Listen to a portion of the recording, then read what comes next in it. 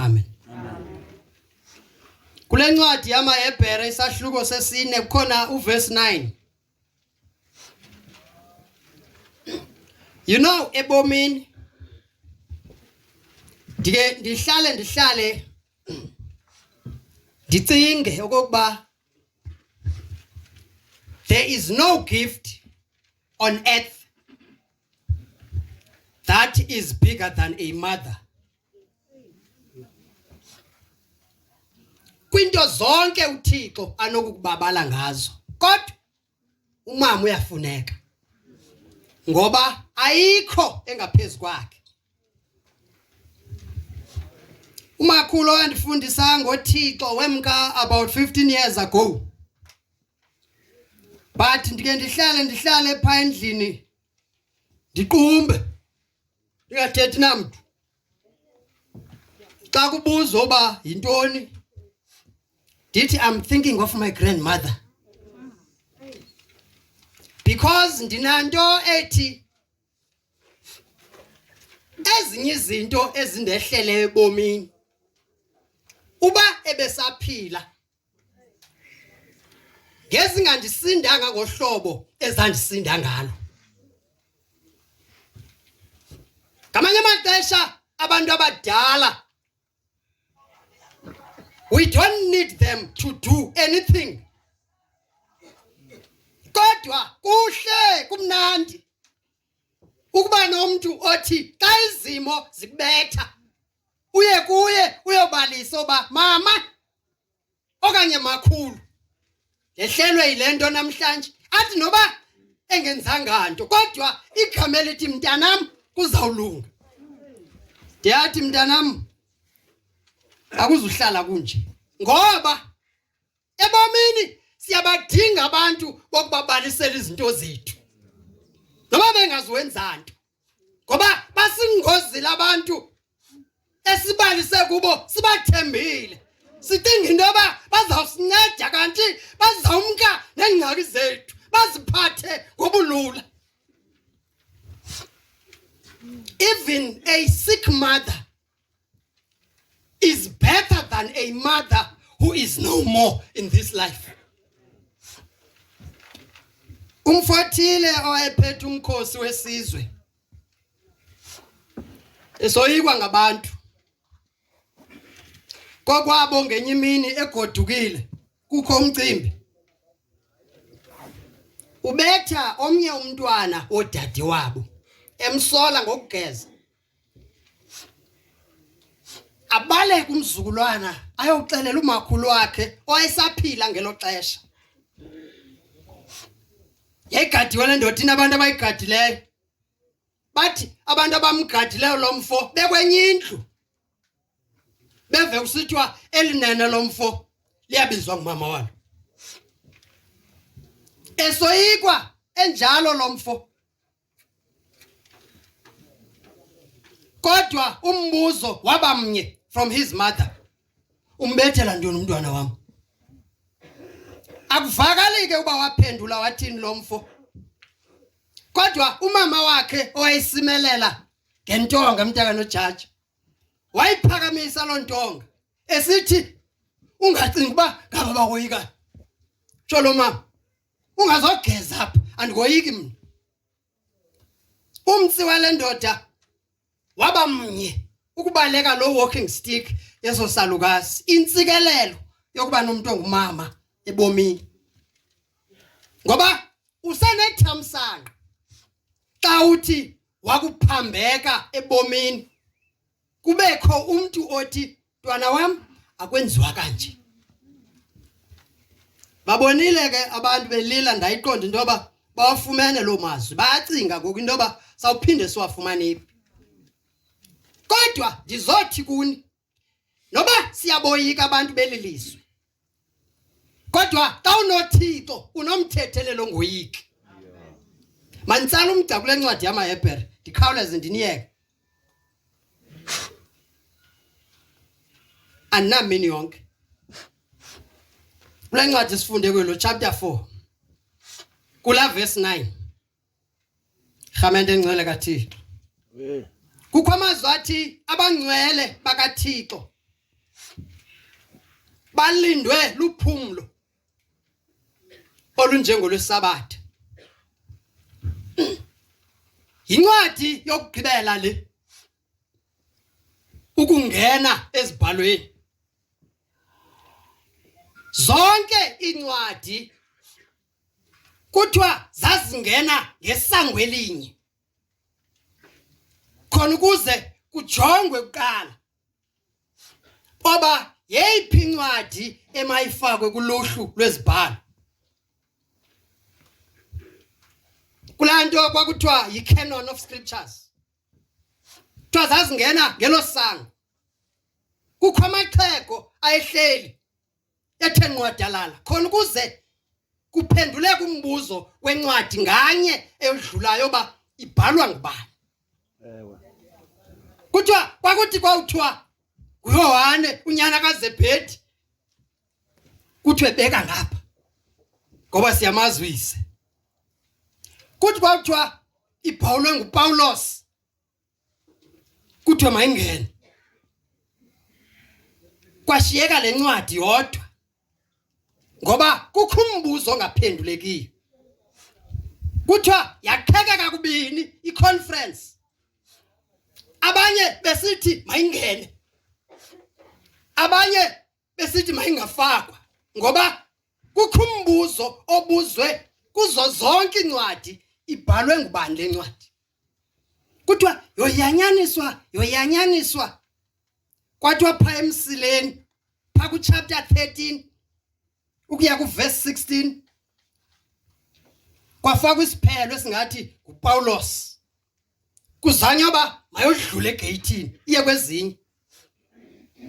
Bathi abaphengululi uPawulos noba kuyeyiphina imeko unendlela avula ngayo incwadi zakhe. Rhamende ngcele kaThixo.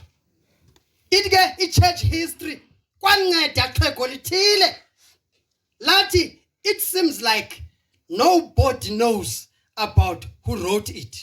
It's only God knows. Andamva ke umshumayeli emnika igama yaqonda into yoba ayi uyampha ngoba ngokophando ndagqibela ivaliwe kwamkela ufefe mntana nojaja ingeniswe ngaphakathi lencwadi. Kodwa into engavalekanga imeko yokuba lo mbhali yayithini injongo yokubhala eyisaphi. Kuthiwa kwakulixesha lentshutshiso ekukholweni. Abantu abaninzi befuna ukurhoxa kwinkolo yobuKristu. Yolonto kwabhala lencwadi chapter 4 verse 9. Lo 9 uqala ngento ethi ngoko ke.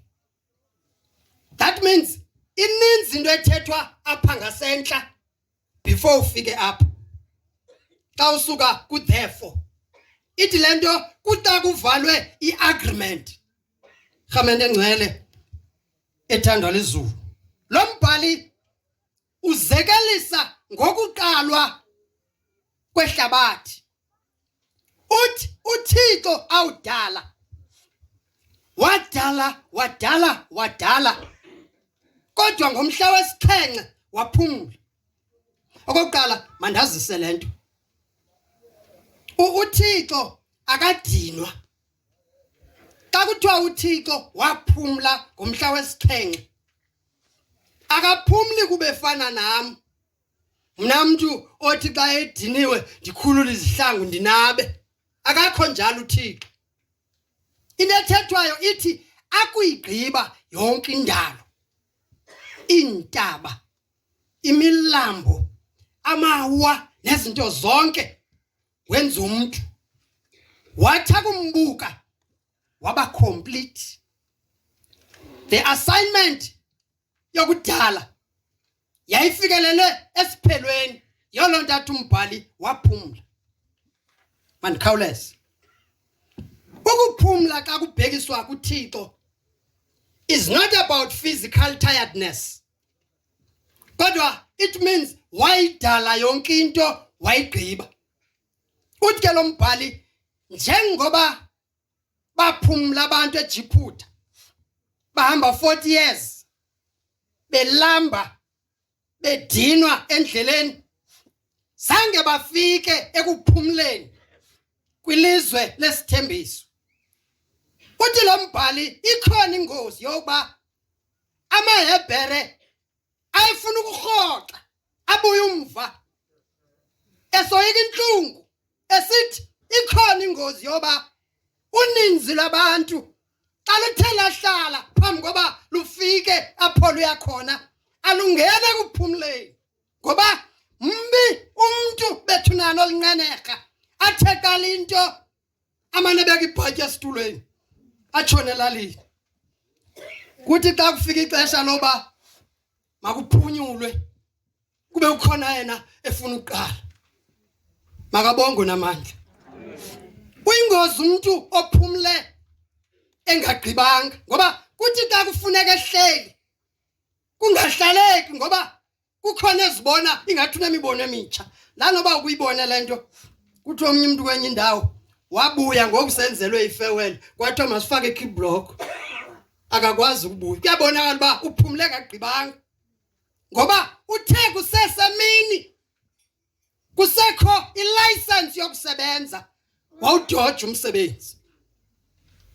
Abantu abonwabayo ekuphumleni uthi lo mbhali ngabantu abasebenza basebenze bayijonge indima.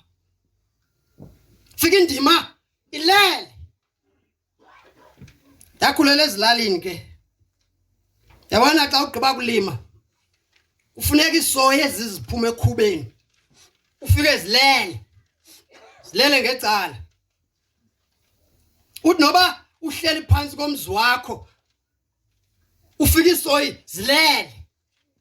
Kungabi njalo kuphela kodwa emveni kwethuba ubone izithole. Uhlale nje wena ugado nomyayi bangamoshi izithomo.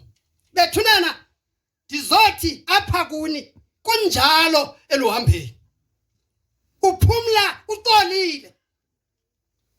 Xa usazi ndoba ngexesha lokuphila kwami ndisebenzile enkonzweni kaThixo.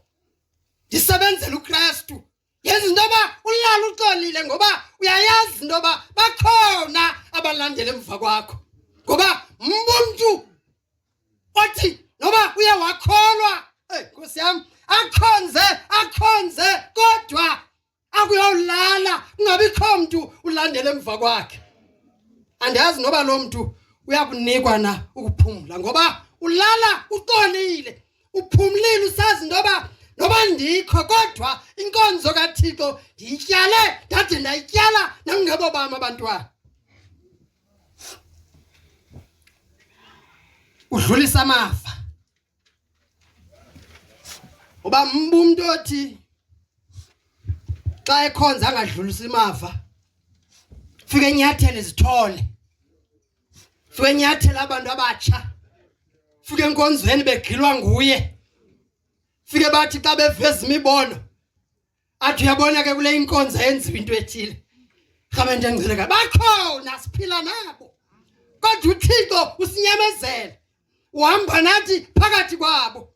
Kodwa siyathandaza ngabo uThixo abanike nabo ukuphumula ekugqibeleni. Abanike ukuphumula.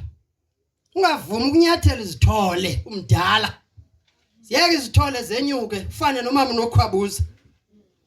Ngoba wasebenza ngexesha lakho. Ngenhliziyo yakho iphela. Ngengqondo yakho iphela. Nangamandla akho ephela. Ndivile ke kuthiwa beyititshala. Kumnandi uba yititshala. Ngiyayibona lento. Ke ndiyibone ke lento. Uthi xa uye enkonzweni ubone umama okanye utata wayekufundisa. Unwabe. Ndake ndaya kwenye society ngapha eMount Frere. Kukhona inkonzo yomthendeleko. Kukho uprincipal wayenditsha. Ndamcela ke uba khawuze mamnombela uzosithandazela. Zange angene kumxholo walento endandimnike uba makayithandazele. Kodwa wathi xa ithandaza siyabulela Thixo uba usigcine sibone abantwana baphuma kwezi zandla. Ndaqomba ititshala nyani lethanda zapha. Lulonwabo lokhu kuba ndisebenzile ngexesha lam. Ngoku ndinika ukuphumla. Ndibona abantwana baphuma ezandleni zam beme ngolhlobo bethetha ngoThixo. Dam understand. Uchiso yi-satisfaction that emhlabeni noba ungathiwa ndisekho kodwa akhona amahlumelo ezemva kwam. Mbi akakwazi kunikwa ukuphumla umuntu ongasebenzanga kusesemini njengoba mnokhwabuza. Abone sekusesiphelweni ba akwaba bendisebenze kusakhanya. Ufike egilaba basendimeni. Ngoba kukhona ndiyaphinda anemibono. Kwelixesha ingubo seziyeweni. Uthi lo mbhali walencwadi yamaHebhere. Yeka ngoku. Sebenzani kusakhanya. Ngoba abangcwele bakaThixo balindiwe emva komsebenzi. Analo ndiyavala na. Uthi lo mbhali nyamezelani kwezimbandezelo. Sebenzani ngoba nizondelele ukuthi apha ngaphambili siya kulowo usilinde ngomonde. Abantu abane-vision umbono wokuba ndilindiwe ngaphambili luphumlo, not a short break, kodwa olungunaphakade utsho lo mbhali. Apho athi umbhali yawube kungasekho kufa, yawube inyembezi zosuliwe nembandezelo ngoba utshaba lawube selubhangisiwe lungasekho phambi kwakho. Akondi mnandi ingathi kukuba nexhego nexhewukazi elide liyobhubha lisatisfied ebomini. Yintsikelelo leyo ngoba udlulisa amava aseBhayibhelini. Uve ixhego noba liyangena endlini yecawa nithi na uxakwa into mntaka nojaja bathi abangaphambili buzana apha kutata ubani uyazana nezinto. Ngoba waretire engekanokhwa uyichampion evangeli. Uthi naxa ugqiba kuthiwe nansi champion evangeli. Into abayivusa ngobusuku kuthiwe igama elithile lithini tata athi lithi ngoba wasebenza kusesemini yalala indima ngoku uyegqithisa amava amandla akhe. Mandivale ngombuzo othi ngobani abalindwe luphumlo. Kumbuzo lo ndizawuniyeka. Ayicaciswa kakhulu ngulo mbhali.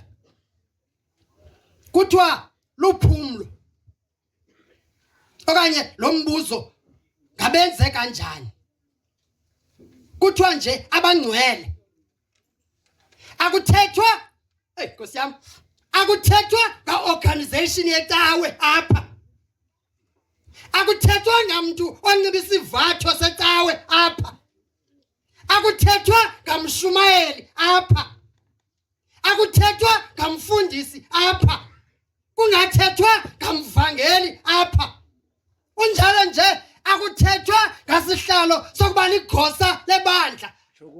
Ezi abantu ababambelele kuzo baxolela into yoba noba ibandla lingachitheka akanamsebenzi ngoba nguye ekufuneka eme ngaphambili abe ligosa. Akuthethwa ngaloo nto apha kodwa uthi lo mbhali abangcwele bakaThixo.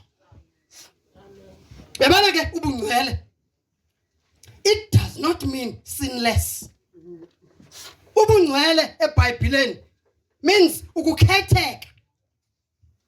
Ithi lento ukhethekile. Ayithi lento awugilwanga zizono. Ngoba izono zelizwe azikhethi balala mntu. Kodwa ekugqibeleni yalala emandleni akho ba uzikhethela ukohlukana nesono kusakhanya. Ungabambelele ezonweni ukhonza nathi usijobha ngantoni. Yonke sithi umculi nguThixo yedwa onamandla okwenza ngcwele amakholwa. Awufaki isiwasho kulento. Awuseli petrol kulento bethunana. Awutyinga kulento ungathengi ityiwa naswekile. Kodwa wamkela uKristu njengenkosi nomsindisi. welihlabathi likhohlakeleyo nabantu balo. Sindiswa ayiwa kuyeka icuba nazo zonke izinto ezenziwa ngabantu. Kodwa ukumcela uThixo asuse lento yenza uba unqanqatheke. Ukusindiswa bethunana ayikokuyeka ukusela ijiki. Kodwa kukumcela uThixo asuse lento yenza ubufuna usela ijiki. Ukusindiswa ayikokuyeka inkohlakalo. Kodwa kukumcela uThixo asuse lento yenza ubukhohlakale. Ngoba uthi umuntu ekho inkohlakalo ziziphumo zento ekudala uyicinga. Uhleli nje unabantu ababambe ngenhliziyo awuzukunika ukuphumula. Awuzuphumula. Kukho abantu abasenza uthi xa kufuneka belele ufike besithi bakhona kubekho abantu abanqanda abathi ningamhoyi lo muntu ingathi bayayazi lento azayithetha. Ingathi bayayazi. Ukusindiswa kukumcela uThixo bethunana asuse lento yenza uba uzicingele wedwa. Asuse lento yenza uba ube nomona. Yabona ke ulombhali xa zisusiwe zonke ezo zinto kulula ukuva umuntu ethetha ngawe useza athi indoda kaThixo le. Kulula ukuva umuntu useza athi ngumama wakwaThixo ke lo. Awunoba ngcwele ungawamkelanga umoya oyingcwele. Ngoba nguwo othunyiweyo. Yena uKristu wathi xa emka wathi nizawufika kubawo ndicela omnye umthethelele. Yena uyakuhlala nani ngona phakathi. Noba ungaba ignorant kodwa umoya oyingcwele uyakukhumbuza uba wethu ayenziwa lento. Noba umuntu kaThixo ungamjonga ngeyakho indlela awunamuntu. Abantu ngaba kaThixo. Abantu ngaba kaThixo. Umculi abakudumise abantu moya oyingcwele. Why? It is because uThixo wenza ngcwele amakhono. Into yenza umuntu abe ngcwele mandiyiphinde lento. Ayikokunxiba. Into yenza umuntu abe ngcwele ayikokuhamba inkonzo. Kodwa ukwamkela umoya oyingcwele khona ukuze akwenze ngcwele. Athi awugqiba ukwenza njalo ithi lento akwenze msulwa enhlizweni uselapha emhlabeni. Uyeka babathi hayi ndisanyathela ingcigobe andinawukwazi. Ibuyinyathela ke. Ibuyinyathela ingcigobe. Thina siyahamba. Abantu abanjalo uthi lo mbhali ngabo abalindiweyo. And uba awukho njalo umele xa sizawuthandaza ukuba nexhala ngoku. Kweli xesha ilizwi lakho lisaviwa zindlebe. Ngoba ikhona indawo ekulindwe kuyo abantu. Ucinga uphele lapha wo. Awu ndawo le. Ayilindwa ke into eseyifikile. Uthi lo mbhali abangcwele balindwe ngaphambili. So ndivala ngelithi don't relax. Akukho mlindo lapha. Ngaphandle kwalowo okuzenzela. Yalonto esithi umfo waseThaso kwincwadi yabaseRoma isahluko sesihlanu uthi ngoko sigwetyelwe nje sinoxolo kuThixo ngenxa kaYesu Kristu. Uthi sizingca kwangembandezelo ezi ngoba imbandezelo ziyasikhumbuza oba silindwe luphumlo. Kodwa in the meantime uthi lo mbhali siyanqina. Ndizothi kuni bethunana bayeke bakuncinise. Uthi umbhali ninoyolo. Nina bathi abantu bathetha zonke izinto ezikhohlakele ungani. Bexoka. Uthi vuyani nigcobe kunene ngoba umvuzo wenu mkhulu emazulwini. Ulindwe luphumlo olungunaphakade. Uyaya kwi-eternal rest yomsebenzi wakho xa uthe wamkela uKristu. Lento ekuthiwa ingunaphakade kuxa elixesha langoku liginyelele kuthiwa lingunaphakade. Xesha lewash Chronos lisezawuphela liginyelele kuthiwa ngunaphakade. Abantu bethunana sebemkile sabalilela sizothi kwelikhaya siyaxolisa. Siyayiqonda ngoku kuseli memories kuphela. Imfundiso nemisebenzi yomuntu siyayiqonda khala lapha kwanokhwabuza. Igqama kakhulu xa umuntu sele ngasekho. Yolonto sisithi fundisani ngoku nisaphila. Ngoba imfundiso zakho zisengangabonakali xa uphila. Kodwa netuba ube ngapha ya kwengcwaba zizawubonakala. Likhaya elelingapha kwengcwaba.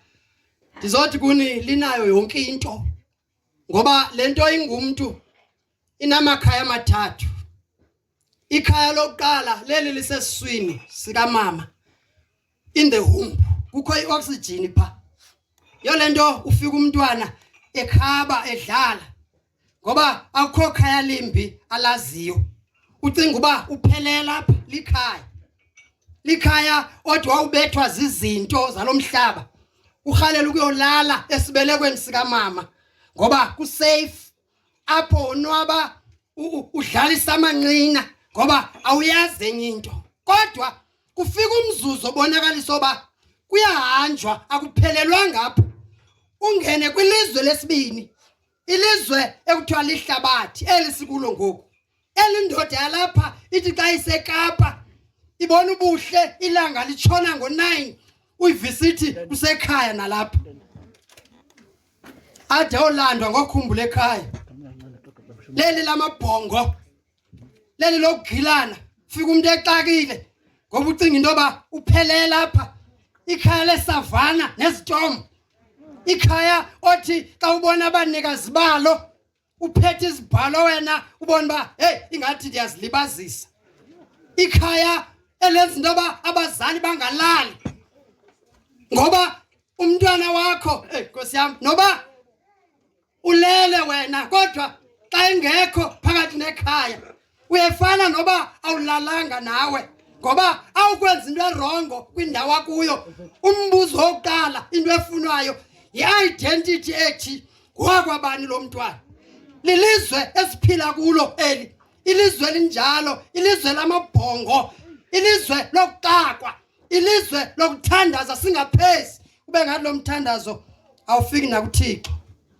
Kodwa elilizwe lilizwe othi naxa uzijonga esipilini ngamanye amaxesha kungabi sabakho kuncedakala ngoba iyaphela indlu yangaphakandle. Sizindwendwe emhlabeni. Kodwa ekugqibeleni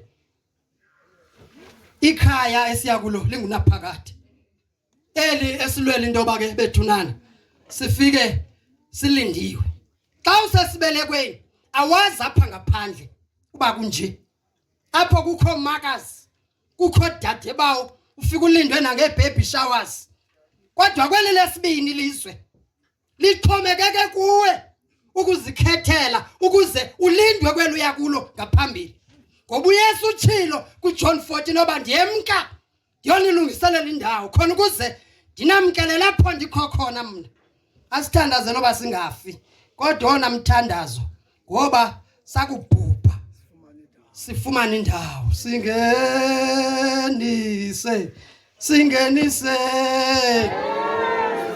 Yesu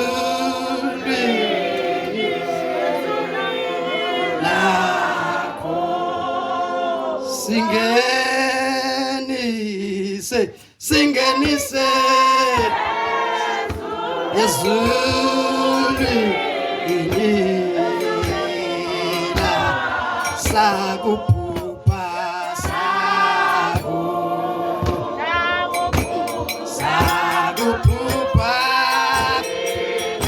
singenise